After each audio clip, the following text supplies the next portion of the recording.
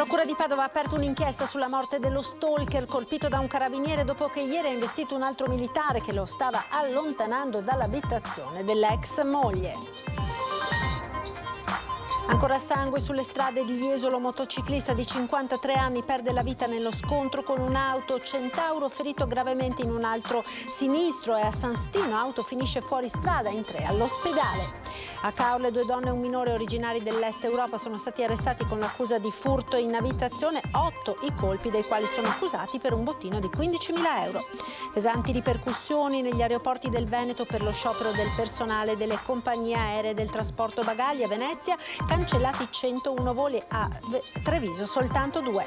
Nel settore privato i veneti lavorano mediamente 37 giorni in più rispetto ai colleghi del sud, i calcoli della CGA di Mestre, ma la spiegazione è nel dilagare del lavoro nero nel mezzogiorno. Al di sopra di ogni aspettativa questo pomeriggio i numeri del Pride a Belluno, un'invasione di colori ed entusiasmo lungo il percorso del corteo. Redentore 2023, tutto pronto a Venezia per la Notte dei Fuochi, e domani alle 19 in diretta su Antenna 3 la messa celebrata dal patriarca Moraglia alla Giudecca. Ben ritrovati con l'edizione del Veneto dei nostri telegiornali. La Procura di Padova ha aperto un'inchiesta sulla morte dello stalker colpito da un carabiniere ieri a Padova dopo che l'uomo aveva investito un altro militare che lo stava allontanando dall'abitazione della ex moglie.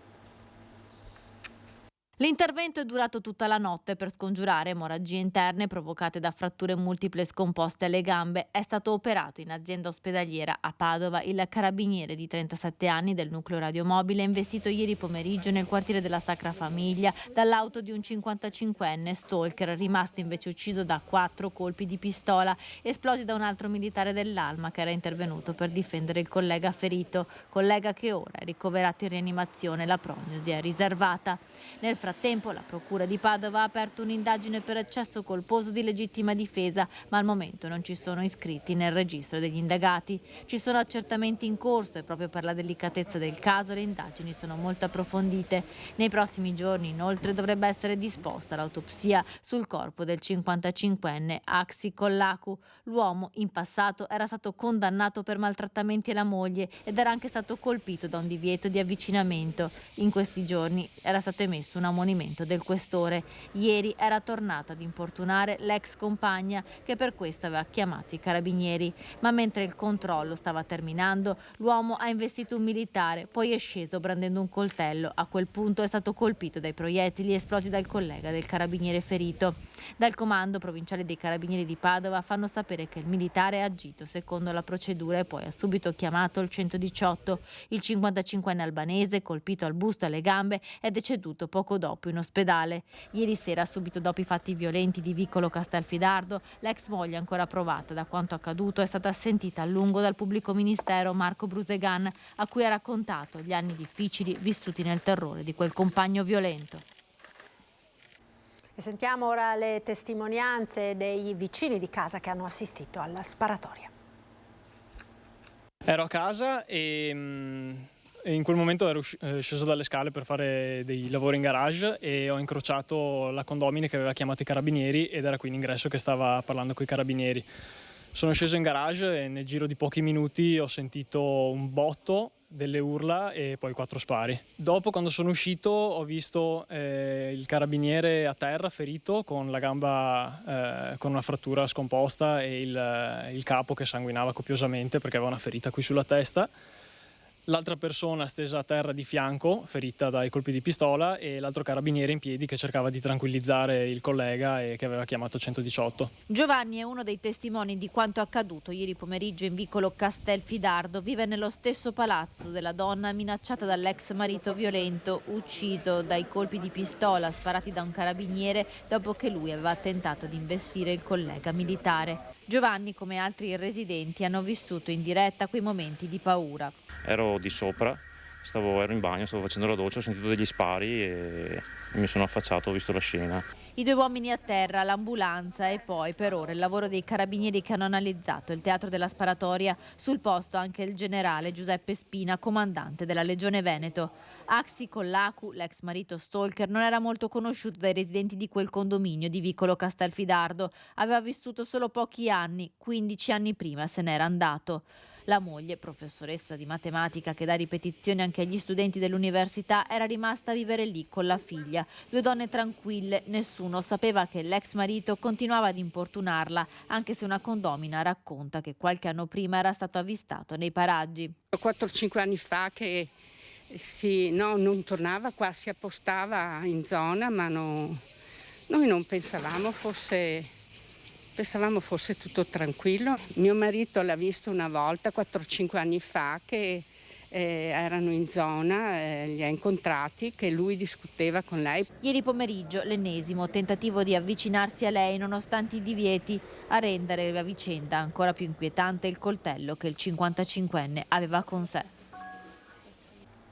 Ed ancora cronaca, sono stati recuperati dai vigili del fuoco nel Po a Castelmassa in provincia di Rovigo i corpi dei 2 giovani marocchini di 22 e 36 anni dispersi da ieri dopo che si erano immersi nel fiume per fare il bagno a Borgo Mantovano ad avvistare i cadaveri delle imbarcazioni di passaggio che hanno avvisato i pompieri. Le ricerche erano in corso da ieri anche con l'ausilio dei droni e degli elicotteri. Oggi, poco dopo mezzogiorno, il recupero dei corpi dei 2 giovani annegati.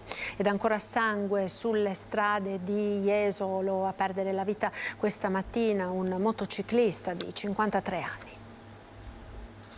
Scontro fatale poco dopo le 12 lungo via Adriatico a Jesolo. Un motociclista cinquantenne, per cause ancora da accertare, si è scontrato contro un'auto. Sul posto, oltre alla polizia locale, sono giunte immediatamente le ambulanze e l'elisoccorso del 118, che ha trasferito il Centauro nell'ospedale di Mestre, dove è stato sottoposto a un disperato intervento chirurgico. Ma dopo poche ore il cinquantenne è morto per le gravi ferite riportate in seguito all'impatto. Solo 2 ore più tardi, sempre a Jesolo, un altro motociclista cinquantenne è rimasto coinvolto in un incidente, scontrandosi anche lui con un'auto. Trasportato con l'elisoccorso all'ospedale di Mestre, è stato sottoposto a un intervento chirurgico alla gamba. Non sarebbe in pericolo di vita, ma la prognosi resta riservata. Sul posto sono intervenuti i carabinieri di San Donà di Piave. E restiamo sul litorale a Caorle, ora dove 2 donne ed un minore originari dell'Est Europa sono stati arrestati con l'accusa di aver messo a segno una serie di furti in abitazione. I carabinieri di Caorle hanno arrestato 2 donne, di cui una in gravidanza, e un minore, tutti dell'Est Europa, ritenuti responsabili di furti in appartamento avvenuti nelle ultime settimane. Gli arrestati, domiciliati a Cavarzere, si muovevano su un'auto con targa francese. Forzavano con delle sottili schede e apriporta la serratura delle abitazioni e rubavano soldi, gioielli, vestiti, trucchi, profumi, ma anche generi alimentari. Fondamentali per l'esito delle indagini le immagini delle telecamere di videosorveglianza e le testimonianze dei cittadini. I 3 sono ritenuti responsabili di 8 furti per un danno patrimoniale di circa 15.000 euro. Arresti domiciliari con applicazione del braccialetto elettronico per una donna e divieto di dimora e transito in Veneto e Friuli Venezia Giulia per l'altra, mentre il minore permarrà nella comunità in cui era stato collocato dai carabinieri. Caos e disagi oggi all'aeroporto Marco Polo di Tessera a causa dello sciopero del personale delle compagnie aeree e di quello del trasporto bagagli, oltre un centinaio i voli cancellati. Non sono creati dai lavoratori, ma da coloro che hanno gestito questo aeroporto. Giornata difficile all'aeroporto Marco Polo di Tessera per le 8 ore di sciopero nazionale degli handler, cioè gli addetti alla movimentazione dei bagagli. Chiedono il rinnovo del contratto. A protestare anche gli operatori alla sicurezza per l'aumento beffa, dicono, dello stipendio, è pari a 28 centesimi all'ora. Siamo in una situazione veramente insostenibile. Siamo abbandonati a noi stessi in situazioni di sfruttamento e sotto organico costante. Per lo sciopero, traffico aereo paralizzato con disagi e caos passeggeri, con oltre un centinaio di voli cancellati o sospesi, con le immancabili lunghe code ai banchi check-in, 3 imbarchi chiusi o in attesa di un decollo più e più volte rinviato. Noi chiediamo di avere dignità salariale e lavorativa. Siamo abbandonati a noi stessi e dobbiamo sopperire alle carenze di una malgestione. Turni massacranti, denuncia Triveneto Sicurezza, per uno stipendio certamente inadeguato per mansioni e competenze e non ultimo stress emotivo. È giunto il momento di cambiare rotta e di ridare un salario che possa far sì che le famiglie possano continuare a vivere in modo dignitoso. Nel settore privato, parliamo ora di lavoro, i veneti lavorano mediamente 37 giorni in più rispetto ai colleghi del sud. I calcoli sono della CGA di Mestre, ma sentiamo perché. I dipendenti del settore privato del Veneto lavorano quasi 2 mesi in più all'anno rispetto ai colleghi del sud. 37 giorni in più per l'esattezza, secondo l'elaborazione della CGA su dati INPS, che ha calcolato in 248 il numero medio delle giornate retribuite in Veneto contro le 211 del sud. Significativa anche la differenza di retribuzione media giornaliera lorda. In Veneto è attorno ai 92 euro, il 23,4% in più rispetto ai 75 euro mediamente guadagnati in Meridione. Perché al sud si lavora 2 mesi in meno? Vuol dire che nel Veneto gli impiegati e gli operai sono degli staccanovisti, mentre i colleghi del Meridione degli scansafatiche? Non scherziamo, non è assolutamente così. Anzi, è probabile che nel mezzogiorno si lavori addirittura di più che in altre aree del paese. Purtroppo spesso lo si fa in nero, calpestando i diritti e sfruttando le persone. Il lavoro nero è la spiegazione di gran parte di entrambi i dati, perché da un lato le ore lavorate irregolarmente non possono certo risultare dalle statistiche ufficiali, dall'altro perché realtà completamente o in parte sconosciute al fisco e all'INPS mantengono stipendi molto più bassi rispetto ai contratti nazionali. Certo, anche in Veneto dobbiamo aumentare gli stipendi più bassi, ma il vero problema, in particolar modo al sud, è la diffusione del sommerso, che rende l'occupazione regolare fragile e povera. Insomma, se noi iniziamo a contrastare efficacemente l'illegalità, in molti settori sarà difficile ottenere stipendi più dignitosi. La CGA segnala anche che il Veneto sconta un livello di produttività del lavoro, cioè il rapporto del valore aggiunto per ore lavorate, inferiore a tutte le altre regioni del nord, probabilmente a causa dell'assenza di grandi imprese e di settori ad alto valore aggiunto, e a produttività elevate corrispondono salari elevati e viceversa. Tra gli operai e impiegati con il maggior numero medio di giornate lavorate durante il 2021, subito dopo i 259 giorni di Lecco ci sono 2 città venete, Vicenza con 258 giorni e Treviso con 256. Al sesto posto Padova con 255. E torniamo a parlare della strage di Santo Stefano di Cadore. Angelica Atter, la giovane tedesca che era alla guida dell'auto che ha travolto Mattia, il suo papà Marco Antoniello e la nonna Maria Grazia Zuin, aveva bivaccato nei pressi del bosco delle Penne Mozze a Cison di Valmarino prima di quel tragico giorno. Vediamo. È in questo parco, il Bosco delle Penne Mozze, a 2 passi da Cison di Valmarino, uno dei borghi più belli d'Italia, dove è stata vista più volte passeggiare Angelica Atter, la donna che ha compiuto la strage con la sua auto a Santo Stefano di Cadore. Secondo la testimonianza di un residente che frequenta regolarmente la zona, la 32enne tedesca, prima di recarsi a Santo Stefano di Cadore, aveva passato almeno 2 giorni nei pressi del Boschetto degli Alpini, bivaccando nella sua auto in questo parcheggio. Immagino che fosse così attratta da questi posti dove poter ricercare un po' di solitudine e di serenità. La donna è stata vista passeggiare da sola, incrociandola non rispondeva al saluto, a volte borbottava, sembrava avere un atteggiamento impaurito e sospettoso. In questo piazzale era stata vista riposare nel baule della sua auto, divenuta la sua casa ambulante. Angelica Atter sembrava già manifestare quei disturbi psichiatrici che l'hanno poi spinta a guidare l'auto a folle velocità e a uccidere la famiglia di Favaro Veneto in vacanza nel Cadore. Una strage che forse poteva commettere prima in queste colline frequentate da molti turisti. Come è successo a Santo Stefano di Cadore, poteva succedere anche qui, per cui è un po' inquietante la situazione. Sono in molti a chiedersi perché una persona con problemi psichici fosse libera di guidare un'auto. Io direi che chi soffre di disturbi psichici non c'è proprio da dare la patente, ritirarla. E questo è il discorso, perché si mettono in macchina dei pericoli, delle bombe, sono bombe queste. Infatti si è visto cosa è successo.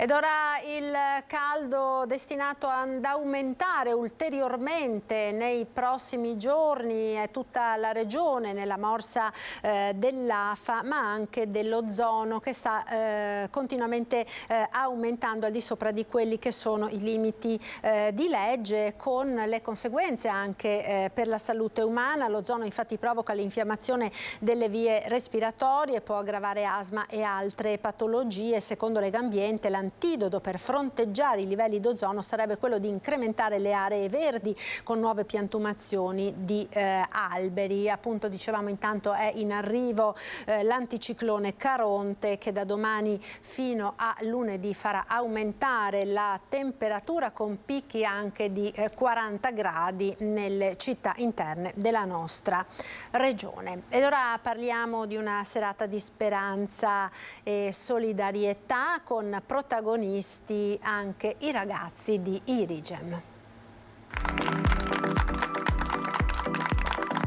Il fascino di un'atmosfera unica sulla spiaggia, sotto le stelle, il coinvolgimento di artisti e del mondo della moda, ma soprattutto a rendere speciale la notte di Speranza a Jesolo è stato lo spirito con cui si è svolto l'evento, e cioè il desiderio di fare del bene. Un'iniziativa andata in scena venerdì sera, organizzata da Cristina e Riccardo con il patrocinio del comune di Jesolo e la collaborazione del gruppo missionario Bedanda Onlus e dello stabilimento ospitante la serata, a cui hanno preso parte anche ragazze e docenti dell'indirizzo di estetica e acconciatura di Irigem, l'ente di formazione professionale con sedi a Bassano e Rosà. Un tassello in più che si aggiunge al grande mosaico della solidarietà che ritrae da anni Irigem, gli alunni, il corpo docenti impegnati su tematiche e iniziative sociali, mettendo a disposizione, come in questo caso, la loro creatività e le competenze acquisite, truccando le modelle e portando in passerella nuove sfumature di bellezza. Il ricavato della serata è stato devoluto alla Fondazione Città della Speranza, il cui principale obiettivo è sostenere la ricerca e le cure in ambito pediatrico, con particolare attenzione all'oncoematologia. Una notte di speranza che è stata un successo e al tempo stesso il modo migliore per dare speranza ai nuovi giorni.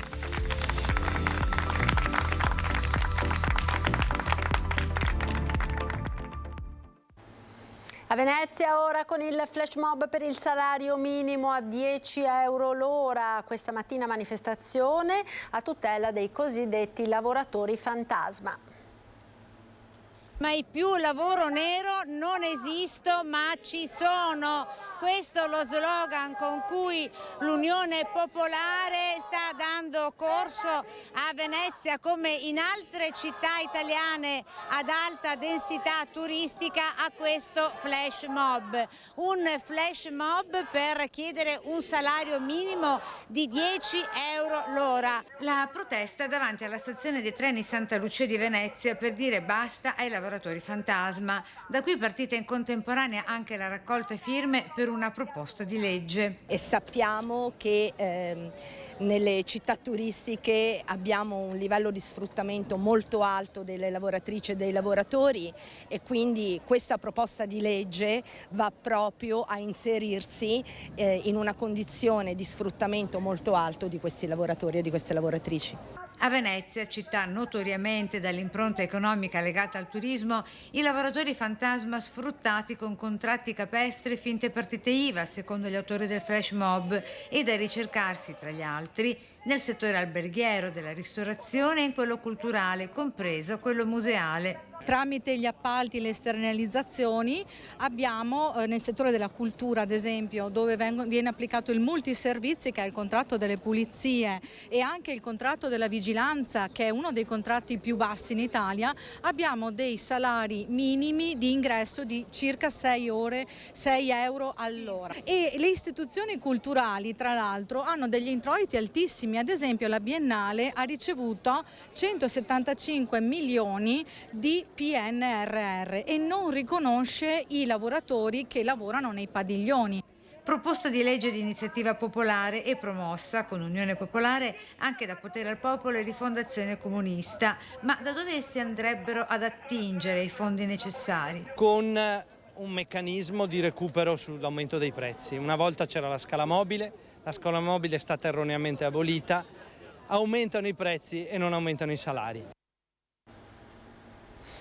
A Belluno ora numerosi al di sopra di ogni aspettativa questo pomeriggio i partecipanti al Pride, al primo Pride di Belluno, un'invasione di colori ed entusiasmo lungo il percorso del corteo che si è dipanato dalla stazione fino al centro della città. Vedremo il servizio tra poco nel corso del TG in onda a partire dalle 19:30. Intanto a Venezia è tutto pronto per la notte famosissima, la festa del Redentore. In città stanno affluendo decine di migliaia di persone per il culmine dei festeggiamenti, quando a partire dalle 23:30 6.500 fuochi d'artificio illumineranno il bacino di San Marco per 40 minuti. Ieri sera il sindaco Brugnaro ed il patriarca Moraglia hanno inaugurato il ponte mobile galleggiante che collega la fondamenta delle Zattere con la Basilica del Redentore. E domani la festa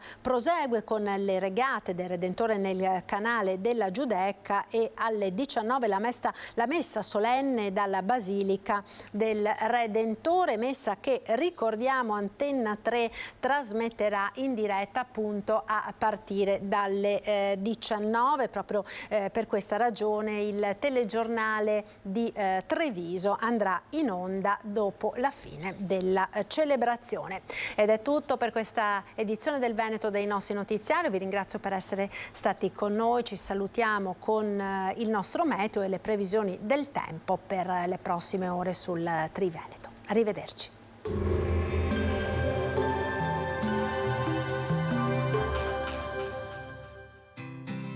L'Unic Star, le uniche pagliette antibatteriche in commercio, prodotte anche per i marchi più importanti, sia nazionali che internazionali. Bentrovati al meteo. Anticiclone africano in rinforzo, l'ondata di caldo raggiungerà l'apice a partire da domenica 16 luglio. Vediamo insieme il dettaglio. Sul Veneto non mancherà il sole, il cielo sarà sgombro da nubi un po' su tutte le zone della nostra regione, qualche velatura in montagna. Temperature in aumento e oltre la media stagionale di qualche grado, minime tra 17 e 25, massime sui 31-36 gradi. Ci spostiamo ora sul Friuli Venezia Giulia, anche in questo caso cielo in genere sereno, possibili nubi di passaggio al pomeriggio sulle Alpi, specie anche sulle zone interne verso il Cadore e il Comelico. Temperature minime tra 20 e 23 gradi, massime sui 31-33 gradi. Infine diamo uno sguardo alla situazione del Trentino Alto Adige. Sarà anche in questo caso molto soleggiato, come ci mostra la grafica, solo con qualche velatura. Temperature minime intorno ai 20-22 gradi, massime sui 34 all'incirca. Dal meteo per ora è tutto, vi auguro un buon proseguimento in nostra compagnia.